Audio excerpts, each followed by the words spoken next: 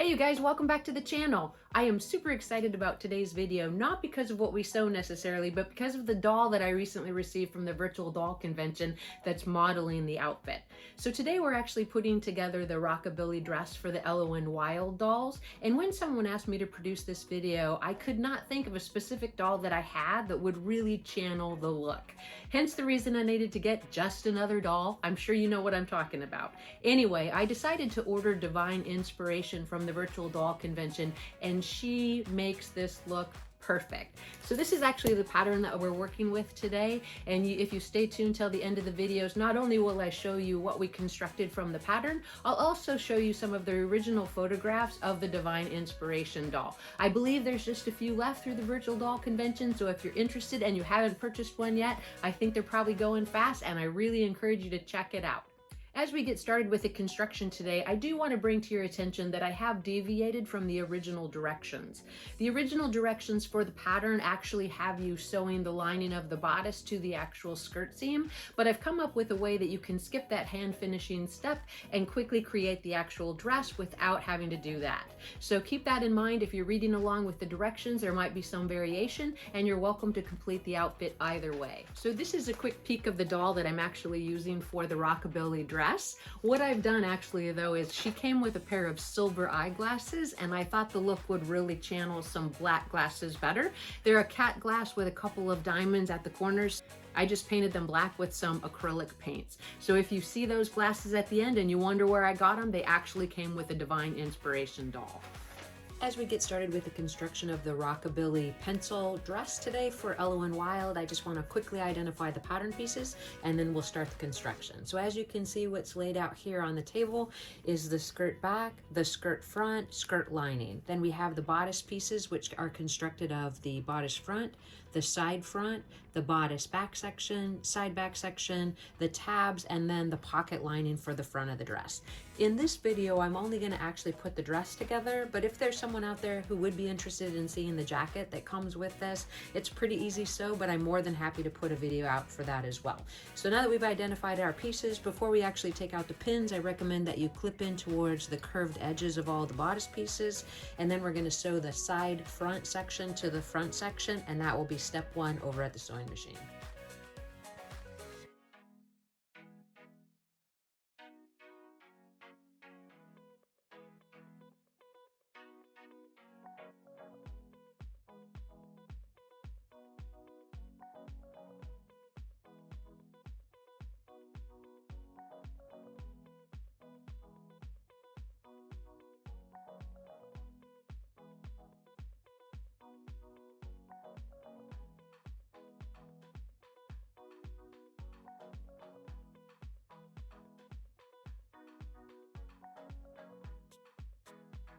Now that we have the bodice side front section sewn to the bodice front section, the next step is going to be to take your two back pieces, and we're just going to sew the side back sections to the back sections.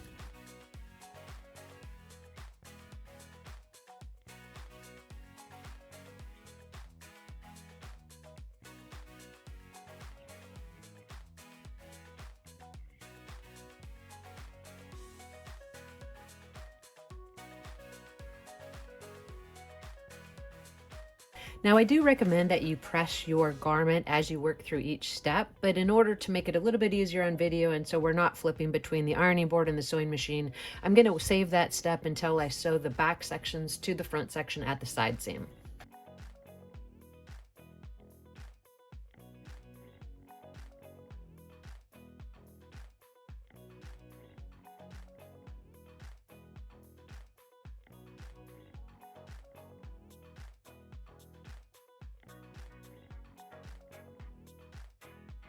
So our bodice exterior portion is fully constructed, so we will take that over to the ironing board now and get all those seams pressed open, and then we'll start construction of the actual skirt sections.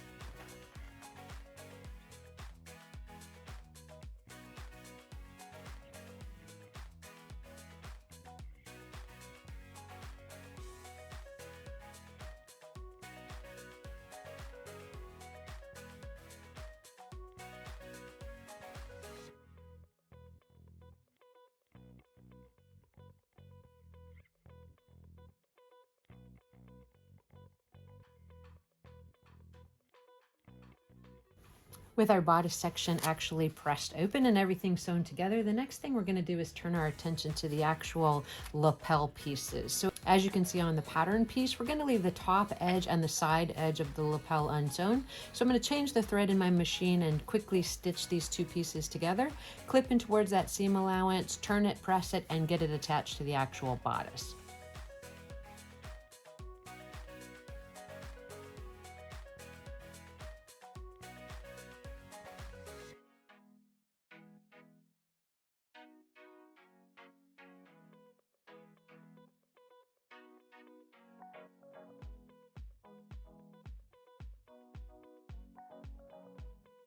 Now that we have our lapel pieces actually taken care of, the next thing we're going to do now that they're turned and pressed is we're going to center them right on the front of the top, matching it right in the center, and then we're going to base it in place 1/8 of an inch from the edge.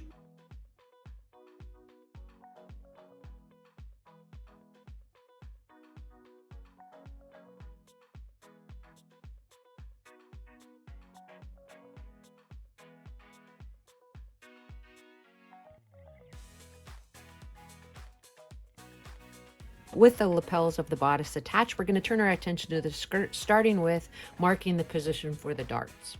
As we prepare the skirt, an easy way to get the darts marked in each piece is to go ahead and refer back to your pattern piece. I like to take a seam ripper and just poke a hole at the end of the dart where it's supposed to stop, and then I like to place it over the actual pattern piece and use my heat erasable marker to position the actual end of that dart. Once I have all the marks on the actual fabric pieces, I like to put a pin where the dart stops, again as a visual point of reference when I'm sewing, and then sew from the top of the dart to the point, and making sure to tie that off if you don't use a back stitch, which in this case I recommend that you do tie it off. Sometimes you can get kind of a bump in your fabric if you do a back stitch. So now that we have our dart placement marked into the skirt, let's go ahead and get those pieces sewn, and then we'll get the bodice and the skirt attached together.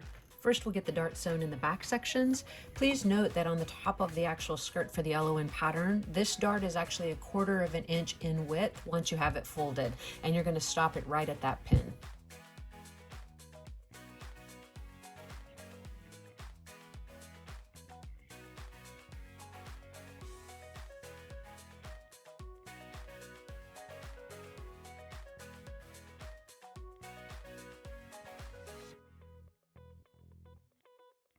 I've left the strings a little bit longer so that I can tie those off as I stated when I was actually marking the placement for the darts.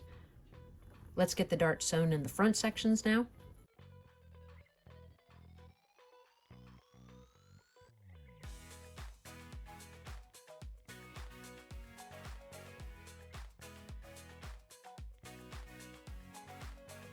Let's go ahead and press those darts to the side.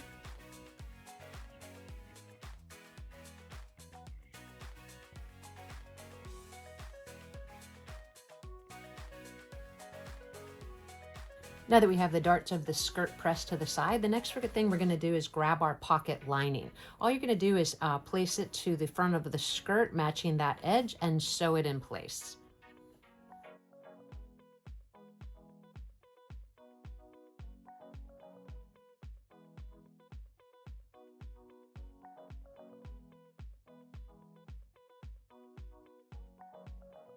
We're going to press the lining to the inside of the pocket, bring it back over to the sewing machine, and top stitch very close to that edge.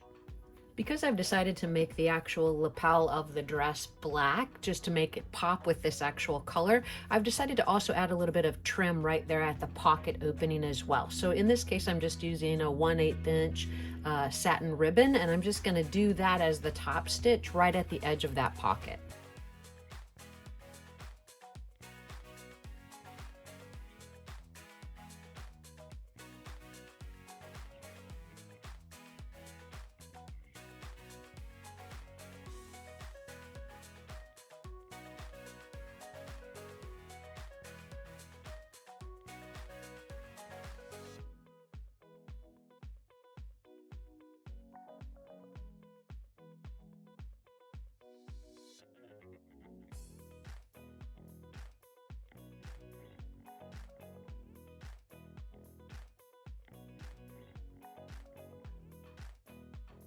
Let's take that over to the ironing board and get those seams pressed open.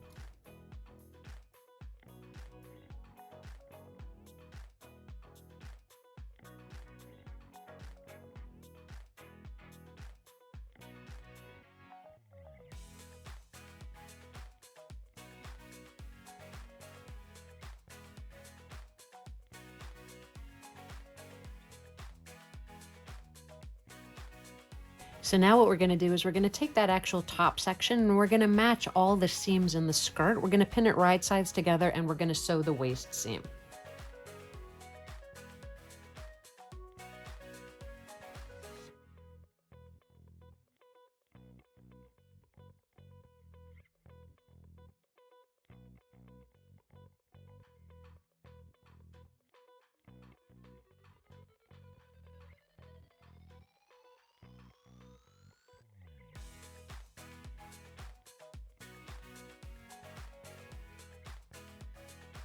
With the waist seam sewn, let's go ahead and check our seams, make sure everything's matching up as we would like, because this is the step where you would want to actually make those adjustments if you needed to.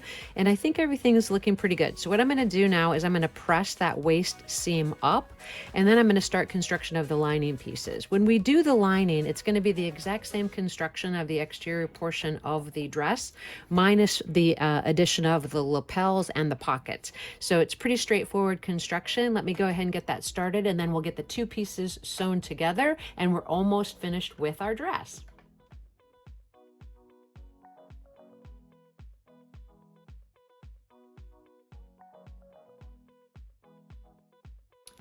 Off camera, I went ahead and constructed the actual lining of the dress. So these are our two pieces up to this point.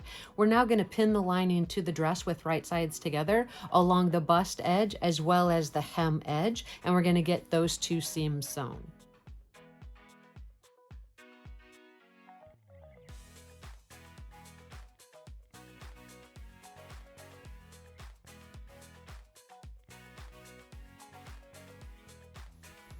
If you want to make sure that your lining doesn't show in a dress or in a jacket, you can take about 1/8 of an inch off of the lining so that the hem edge actually folds up into the dress a little bit more, just to make sure that that lining's not going to be seen. So in this case, that's what I'm going to do. I'm just going to trim off just a little bit, about 1/8 of an inch, and then I'm going to get the hem edges pinned together.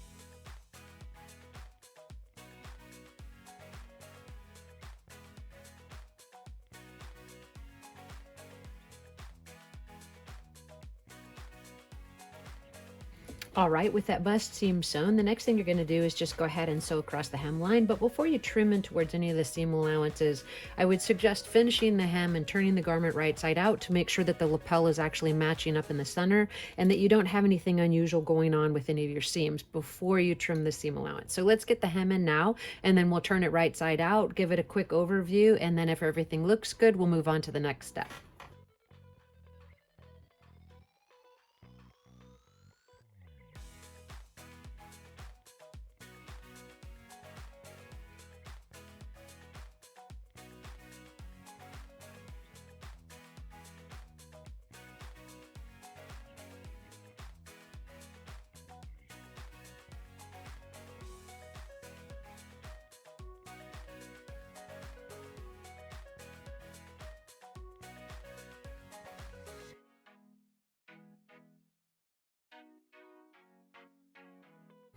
At this stage, we're making great progress. We just have a few final steps and we're going to get some pictures on that doll and see how our project turned out.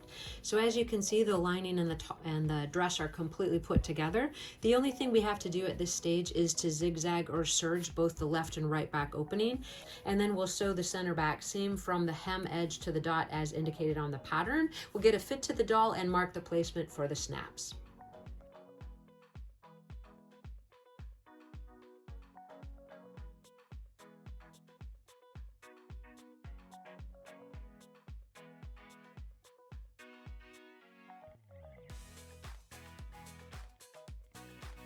Before sewing the center back seam, you may choose to add the trim to the actual hem edge of the dress as well. And I'm going to go ahead and do that at this step. And then I'm going to get the center back seam sewn from the hem edge to the dot as indicated on the pattern.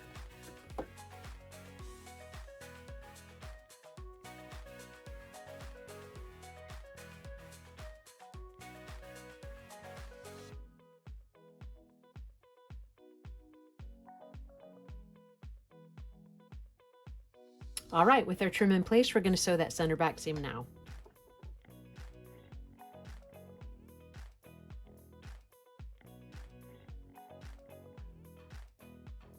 Let's turn that right side out, get that seam pressed to one side, and get a fit to the doll. We're getting a quick fit to the doll, and I think everything's coming together pretty well. We have our center back seam sewn, and I think it looks fine. We're matching well at the waist, and I think it's fitting well through her torso. So that's really, really good. So from here, what we're gonna do is mark our placement for our snaps, get a couple of decorative buttons down the center of her top, and actually see how the outfit turned out and looks on our Divine Inspiration Ellowyne.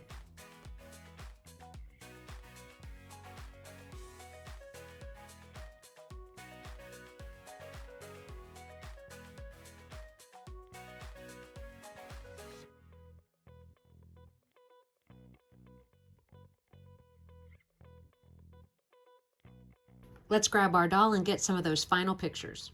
Well, we made it to the end of the video, and I think Divine Inspiration is now divinely rockabilly. I hope you really like this instructional tutorial. If you have any questions, please list it in the comment section below. Remember to check for the links to the virtual doll convention and to stay tuned for the actual pictures of Divine Inspiration, followed by these rockabilly picture reveals. Thank you guys so much for coming by. Please hit that subscribe and like button, and I'll see you in the next video.